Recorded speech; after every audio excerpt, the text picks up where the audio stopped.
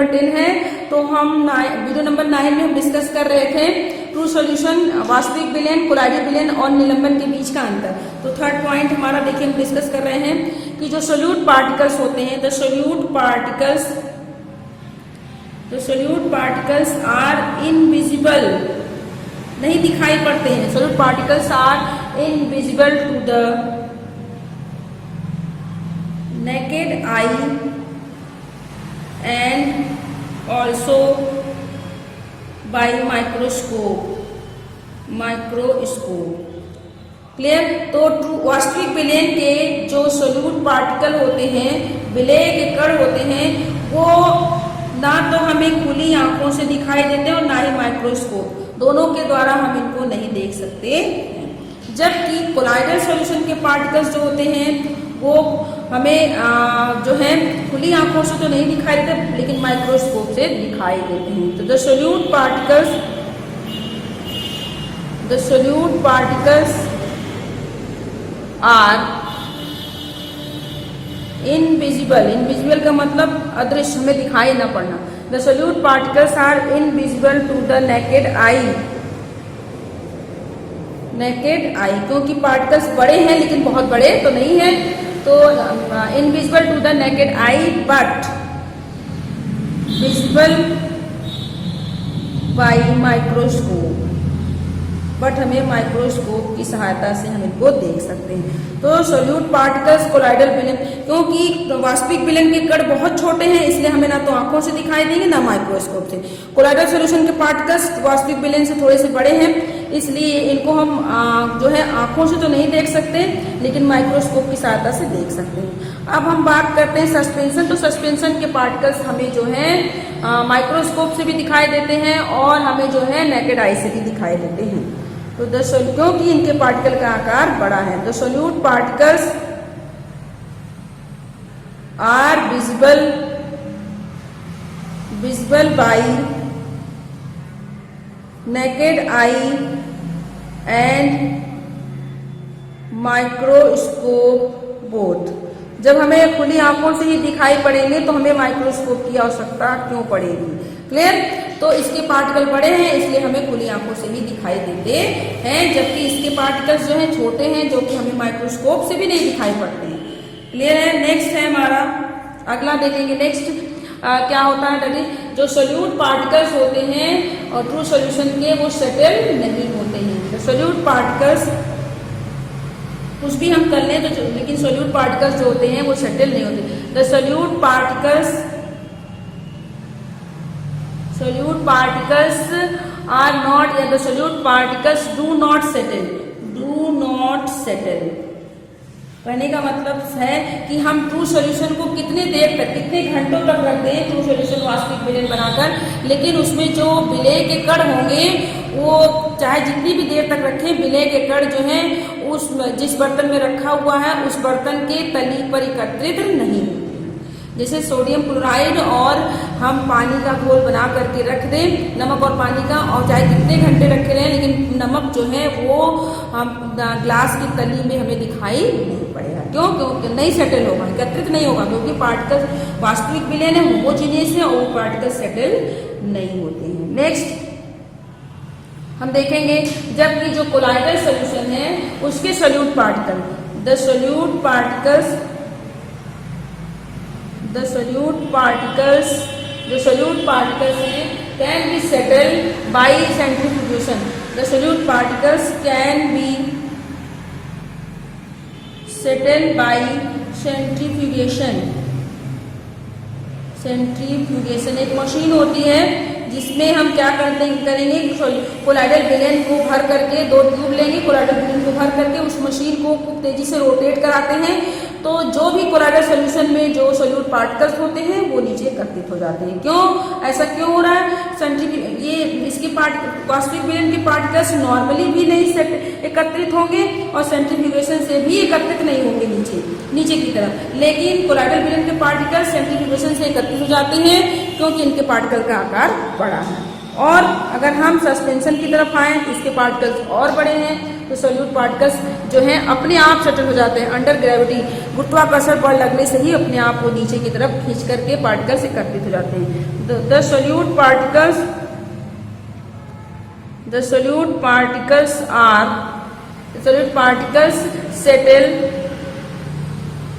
settle under gravity.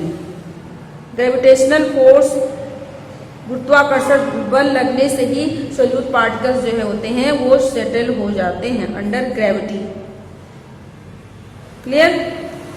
तो आप देख रहे हैं कि वास्तविक विलयन के कण बहुत छोटे, इसलिए वो जो है एकत्रित नहीं होते हैं, लेकिन सस्पेंशन के पार्टिकल बड़े होने के कारण उनको रख देंगे तो उनके पार्टिकल आसानी से गुरुत्वाकर्षण बल के कारण एकत्रित हो जाएंगे। लेकिन कोलाइडल सॉल्यूशन के पार्टिकल जो है वो ग्रेविटी से नहीं होंगे बल्कि सेंट्रीफ्यूगेशन से सेटल हो जाते हैं। अब जो ट्रू सॉल्यूशन होता है, ट्रू सॉल्यूशन टेंडल इफेक्ट शो नहीं करता है। टेंडल इफेक्ट क्या होता है इसको डिटेल में पढ़ेंगे, क्योंकि बोर्ड एग्जाम में अक्सर पूछा जाता है टेंडल इफेक्ट से आप क्या समझते हैं। तो देखेंगे ट्रू सॉल्यूशन जो होते हैं, true solution does not show Tyndall effect. True solution, तो हम इसको कोलाइडल सॉल्यूशन की प्रॉपर्टी में डिस्कस करेंगे। True solution does not show Tyndall effect. इसको यहाँ पर हम समझ लें कि सिर्फ यहाँ पर हम याद रखें टेंडल इफेक्ट, इसको डिटेल में पढ़ेंगे टेंडल इफेक्ट क्या होता है। क्लियर है? तो वास्तविक विलयन जो होते हैं वो टेंडल प्रभाव नहीं दर्शाते हैं, जबकि कोलाइडल सॉल्यूशन, ये मेनली कोलाइडल सॉल्यूशन की प्रॉपर्टी है। कोलाइडल सॉल्यूशन जो है वो शो करते हैं Tyndall effect. Colloidal solution show Tyndall effect. Colloidal solution show Tyndall effect, ये टेंडल इफेक्ट शो करते हैं। कोलाइडल सॉल्यूशन जो है टेंडल इफेक्ट शो करते हैं।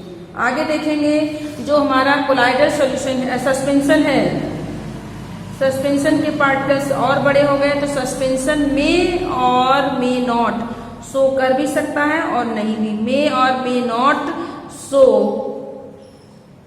टेंडल इफेक्ट, ये टेंडल प्रभाव शो कर भी सकता है और नहीं भी करता। क्लियर? तो कोलाइडल वास्तविक विलयन टेंडल प्रभाव नहीं शो करता, कोलाइडल सॉल्यूशन शो करता है, दर्शाता है, जबकि सस्पेंशन टेंडल प्रभाव को दर्शा भी सकता है और नहीं भी दर्शा सकता है। अगला देखेंगे, नेक्स्ट है हमारा पॉइंट नंबर 6। एक होती है ब्राउनियन गति। तो ब्राउनियन गति में हम देखेंगे, ब्राउनियन गति जो ट्रू सॉल्यूशन होगा, true solution does not show Brownian. Brownian गति क्या होती है?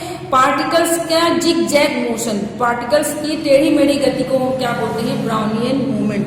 Zig zag movement of particle is known as Brownian movement. तो true solution does not show Brownian movement. Clear?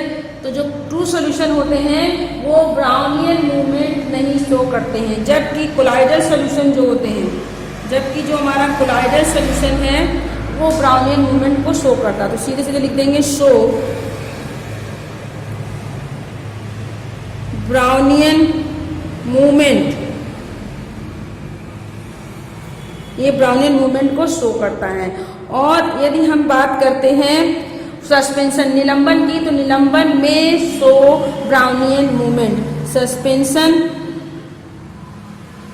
Suspension में show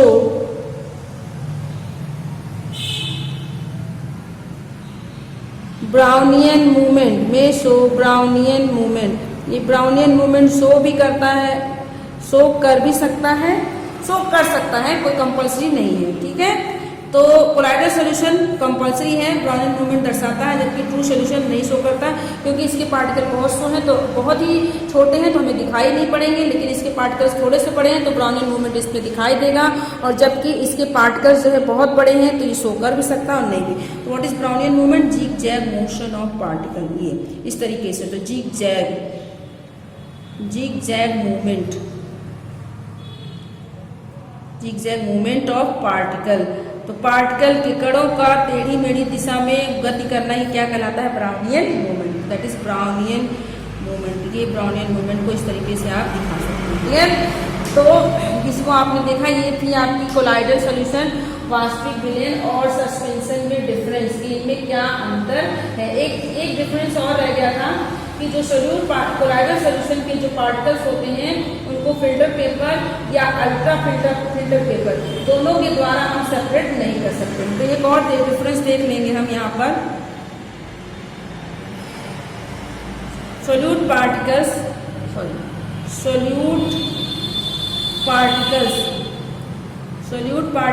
of true solution, solute particles of true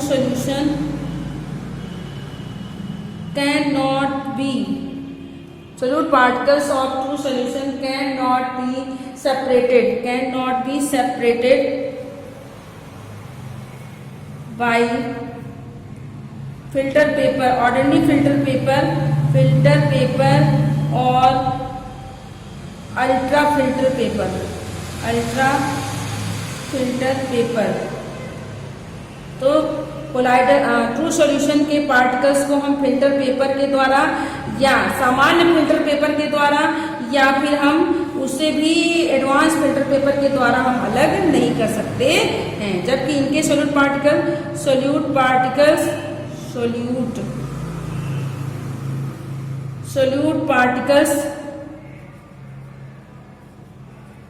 particles are separated by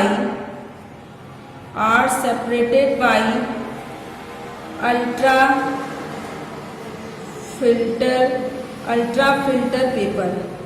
ये ultra filter paper के द्वारा अलग हो जाते हैं। इनके पार्टिकल्स जो है अल्ट्रा फिल्टर पेपर के द्वारा हम इनको अलग कर सकते हैं। जबकि हम बात करें सस्पेंशन की, तो सस्पेंशन के पार्टिकल्स जो हैं solute particles are separated by filter paper। इनके पार्टिकल्स को हम फिल्टर पेपर के द्वारा भी अलग कर सकते हैं क्योंकि इनके पार्टिकल्स जो हैं बड़े होते हैं। तो देखिए क्या मतलब समझ में आता है। सिंपल सा ये है कि जो आपके कोलाइडल सॉल्यूशन है उसके पार्टिकल्स सस्पेंशन और ट्रू सॉल्यूशन के बीच के हैं, इसलिए उनको हम अल्ट्रा फिल्टर पेपर से अलग कर सकते हैं। ना तो बहुत बड़े हैं ना ही बहुत छोटे हैं, लेकिन ट्रू सॉल्यूशन के पार्टिकल्स बहुत छोटे हैं, इसलिए हम फिल्टर पेपर हो या अल्ट्रा फिल्टर पेपर दोनों से हम अलग नहीं कर सकते। देखिए filter paper ultra filter paper में क्या अंतर है। फिल्टर पेपर की तुलना filter paper ultra filter paper दोनों में छोटे छोटे छिद्र होते हैं, लेकिन जो अल्ट्रा फिल्टर पेपर होते हैं उनके छिद्र फिल्टर पेपर से और भी छोटे होते हैं। अब जो सोल्यूट पार्टिकल्स हैं, तो सोल्यूट पार्टिकल्स जो है किसके सस्पेंशन के, वो फिल्टर पेपर से ही सेपरेट हो जाते हैं। क्योंकि जो है इनके पार्टिकल्स का आकार बहुत बड़ा है। तो अब हम डिस्कस करना है हमने तीनों को डिफरेंस देख लिया, कोलाइडल सॉल्यूशन, सस्पेंशन और ट्रू सॉल्यूशन में क्या अंतर था। अब हमको मेनली इस चैप्टर में डिस्कस करना है अबाउट कोलाइडल सॉल्यूशन। तो हम कोलाइडल सॉल्यूशन की बात करेंगे। नेक्स्ट हमारा है दैट इज कोलाइडल सॉल्यूशन या colloidal system. Colloidal solution clear. तो कोलाइडल सॉल्यूशन जैसे हम देखेंगे अब ट्रू सॉल्यूशन में हमने बताया कि ट्रू सॉल्यूशन के दो कंपोनेंट, वास्तविक विलयन सॉल्यूशन के दो कंपोनेंट होते हैं। कौन कौन से? That is solute and solvent. उसी तरीके से कोलाइडल सॉल्यूशन के भी दो कंपोनेंट हैं, दो भाग होते हैं। कौन कौन से? Disperse phase and dispersion medium. तो कोलाइडल सॉल्यूशन, सबसे पहले कोलाइडल सॉल्यूशन जो होता है, कोलाइडल सॉल्यूशन इज हेट्रोजीनियस। ये क्या होता है? हेट्रोजीनियस। हमने बताया ये हेट्रोजीनियस नेचर का होता है, हेट्रोजीनियस इन नेचर, ये हेट्रोजीनियस नेचर का होता है इस वजह से। एंड कंसिस्ट ऑफ हेट्रोजीनियस है that's why, and consist of two phases. इसके दो फेजेस होते हैं, दो फेज हैं, या यूं कर सकते हैं कि कोलाइडल सॉल्यूशन के दो कंपोनेंट होते हैं। कोलाइडल सॉल्यूशन के टू कंपोनेंट्स होते हैं। यहाँ पर आप कह सकते हैं colloidal component of colloidal solution. तो कोलाइडल सॉल्यूशन के कितने कंपोनेंट हैं? टू कंपोनेंट हैं। टू कंपोनेंट कहिए या फिर टू फेज कहिए। कौन कौन से हैं भाई? देखेंगे फर्स्ट वन, पहला है dispersed phase. Disperse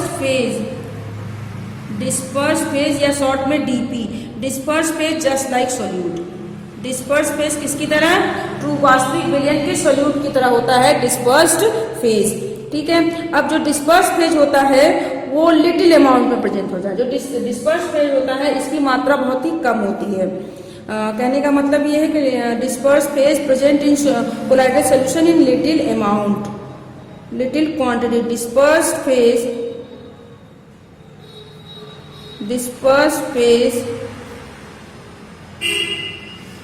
present in colloidal solution in small amount या स्मॉल क्वांटिटी। जिस तरीके से सोल्यूट पार्टिकल सॉल्यूशन में थोड़ी सी मात्रा में होते हैं उसी तरीके से यहाँ पर जो है आपका सोल्यूट डिस्पर्स फेज जो है वो थोड़ी सी मात्रा में उपस्थित होता है। दूसरा है हमारे पास दैट इज दूसरा कंपोनेंट है डिस्पर्जन मीडियम। डिस्पर्जन मीडियम किसकी तरह बिहेव करेगा? Just like solvent. जब सॉल्वेंट होगा तो ये क्या होगा आपका? ये लार्ज क्वांटिटी होगी इसकी क्वांटिटी सोल्यूट में सॉल्यूशन में ज़्यादा होगी। तो कहने का मतलब सॉल्यूशन के दो कंपोनेंट हैं, सोल्यूट एंड सॉल्वेंट। सोल्यूट जिसकी मात्रा कम होती है, सॉल्वेंट जिसकी मात्रा ज़्यादा होती है। उसी तरीके से जो कोलाइडल सॉल्यूशन का सोल्यूट है वो डिस्पर्स कोलाइडल सॉल्यूशन का disperse phase just like solute जैसा इसकी मात्रा भी जो है कोलाइडल सॉल्यूशन में कम होती है। और जो डिस्पर्सन मीडियम है वो कोलाइडल सॉल्यूशन का सॉल्वेंट की तरह काम करता है जिसकी मात्रा जो होती है ज़्यादा होती है। क्लियर? अब next and major topic of colloidal solution, तो वो क्या है? नेक्स्ट टॉपिक हमारा क्लासिफिकेशन। अब हम पढ़ेंगे क्योंकि अब हमें इस चैप्टर में कोलाइडल सॉल्यूशन के बारे में डिस्कस करना है। कोलाइडल सॉल्यूशन क्या था, उसके बाद कोलाइडल सॉल्यूशन को कितने भागों में कैसे उसको क्लासिफाइड किया गया, उसके कितने प्रकार होते हैं, उसको कैसे बनाना है, कैसे उसका शोधन करना, उसको कैसे शुद्ध करना है, उसकी प्रॉपर्टी हमको इस चैप्टर में बस यही पढ़ना है। तो क्लासिफिकेशन ऑफ कोलाइडल सॉल्यूशन या colloids, classification of colloidal solution, colloidal solution के क्लासिफिकेशन। तो कोलाइडल सॉल्यूशन को तीन तरह से क्लासिफाइड किया गया है। तो फर्स्ट हम डिस्कस करेंगे कोलाइडल सॉल्यूशन को मेनली तीन तरीके से क्लासिफाइड किया गया है। पहला फर्स्ट क्लासिफिकेशन है ऑन द बेसिस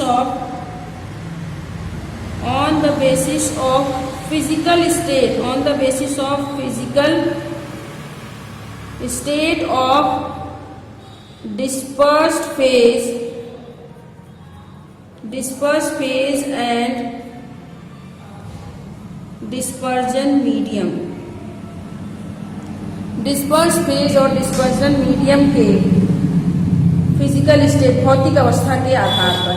कहने का सिंपल सा मीनिंग ये हुआ कि कोलाइडल सॉल्यूशन को जो है किसके आधार पर बांटा गया है? डिस्पर्स फेज को देखिए क्या बोलते हैं? डिस्पर्स फेज को हिंदी में बोलते हैं परिक्षेपित अवस्था और डिस्पर्जन मीडियम को बोलते हैं परिक्षेपण माध्यम। तो कोलाइडल सॉल्यूशन को परिक्षेपित अवस्था और परिक्षेपण माध्यम के आधार पर क्लासिफाइड किया गया, उनके भौतिक अवस्था के आधार पर क्लासिफाइड किया गया है कि भौतिक अवस्था उनकी क्या होगी, तो किस तरीके का कोलाइडल सॉल्यूशन होगा। तो हम एक टेबल बना लेंगे यहाँ पर, तो एक टेबल यहाँ पे बनाएंगे दैट इज डिस्पर्स्ड फेज परिक्षेपित अवस्था। उसके बाद है डिस्पर्जन मीडियम,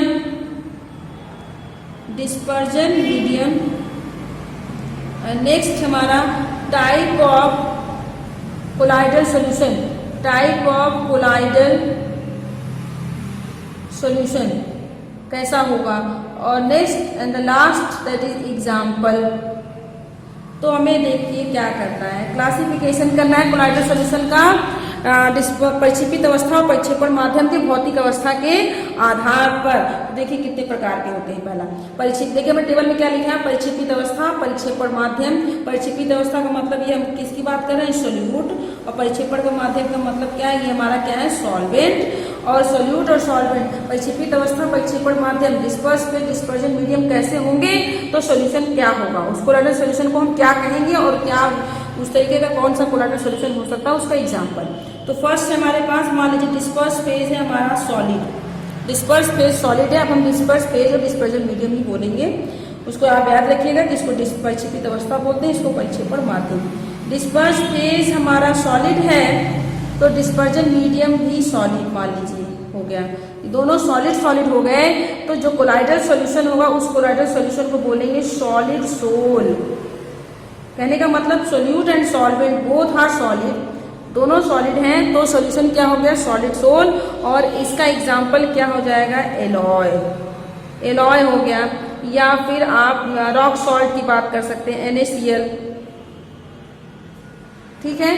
तो ये क्या हो गए आपके जो है ये हो गया दैट इज सॉलिड सॉलिड। अब नेक्स्ट हम बात करते हैं, अब क्या होगा डिस्पर्स फेज वही रहेगा पर डिस्पर्जन मीडियम बदल जाएगा। मान लीजिए कि हमारा जो डिस्पर्स फेज है फिर से सॉलिड है और डिस्पर्जन मीडियम क्या हो गया that is liquid,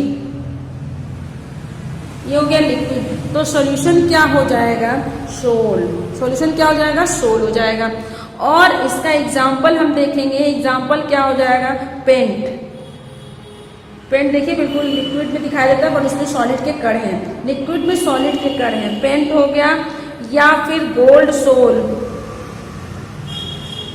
clear. Next हम बात करते हैं, अब देखिए फिर से डिस्पर्स फेज वही होगा सॉलिड लेकिन डिस्पर्जन मीडियम हमारा बदल गया सॉलिड लिक्विड। अब किसकी बारी है गैस की, तो हमारा कोलाइडल सॉल्यूशन क्या हो जाएगा एरोसोल।